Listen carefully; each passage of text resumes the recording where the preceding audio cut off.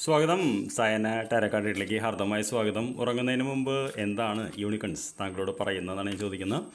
അപ്പോൾ യൂണിക്കൺ എനർജിയിലേക്ക് നമുക്ക് വരാം. ആദ്യത്തെ കാർഡ് എന്ന് പറയുന്നത് എന്ത് കാര്യമാണ് പാസ്റ്റിലെ നമ്മളിപ്പോൾ ഇൻഫ്ലുവൻസ് ചെയ്തുകൊണ്ടിരിക്കുന്നത്, എന്താണ് നമ്മുടെ കറൻറ്റ് എനർജി ലെവൽ, ഉടനെ വരാൻ പോകുന്ന ഫ്യൂച്ചർ ഭാവി എന്താണെന്നാണ് ചോദിക്കുന്നത്. അപ്പോൾ ആദ്യത്തെ കാർഡ് എന്ന് ചോദിച്ചപ്പോൾ പാസ്റ്റിൽ എന്താണ് നമ്മളെപ്പോഴും ഇൻഫ്ലുവൻസ് ചെയ്ത് ചോദിച്ചപ്പോൾ ചോയ്സസ് എന്ന് പറയുന്ന കാർഡാണ് എന്നുള്ളത്.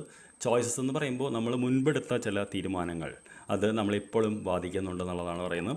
പക്ഷേ നമ്മളോട് ഈ യൂണിക്കൺസ് പറയുന്നത് എന്താ വെച്ച് കഴിഞ്ഞാൽ അത് കഴിഞ്ഞു, ഇനി നമുക്ക് വേറൊരു വഴി കണ്ടുപിടിച്ചേ പറ്റൂ.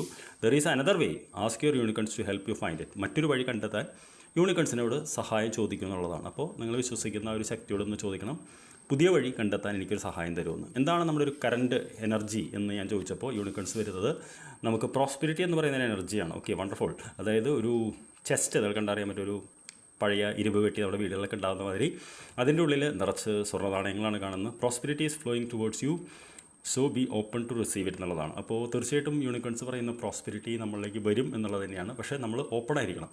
അപ്പോൾ പണത്തെക്കുറിച്ചിട്ടുള്ള താങ്കളുടെ ചിന്ത നല്ല പോസിറ്റീവ് ആക്കണം. ഉദാഹരണത്തിന് നമ്മൾ എപ്പോഴും പറയാറുണ്ട്, money is the root cause of, നമ്മൾ ഈവിൾ എന്നുള്ള വാക്കാണ് ഒരിക്കലും പറയരുത്. Money is the root cause of all energy, all happiness. എനിക്ക് പണം വേണം എന്ന രീതിയിൽ തന്നെ പറയണം. കാരണം money is one of the best energies എന്നുള്ളതാണ് പറയുന്നത്.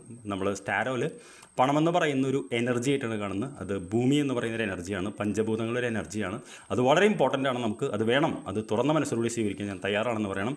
എന്താണ് നമ്മുടെ ഫ്യൂച്ചർ എന്ന് ചോദിച്ചപ്പോൾ ആർച്ചേഞ്ചൽ റാഫേലാണ് വന്നിട്ടുള്ളത്. റാഫേൽ എന്ന് പറയുന്നത് ഹീലിങ്ങിൻ്റെ ഗോഡാണ്, അബണ്ടൻസിൻ്റെ ഗോഡാണ്. അപ്പോൾ വീണ്ടും ഒന്നുകൂടി ഉറപ്പിച്ച് പറയുകയാണ്, നമ്മുടെ വേദനകൾ മാറ്റാനും അതേപോലെ അബണ്ടൻസിൽ നമ്മളിലേക്ക് വരാൻ തയ്യാറാണെന്നുള്ളതാണ്. ഇനി താങ്കളുടെ പ്രാർത്ഥന, താങ്കളുടെ വിശ്വാസം, താങ്കൾ ഓപ്പണായിട്ട് റിസീവ് ചെയ്താൽ ഈ എനർജീസ് എല്ലാം താങ്കളിലേക്ക് വന്നുകൊണ്ടിരിക്കുന്നു. I wish you good night. നമുക്ക് നാളെ രാവിലെ കാണാം. Thank you very much.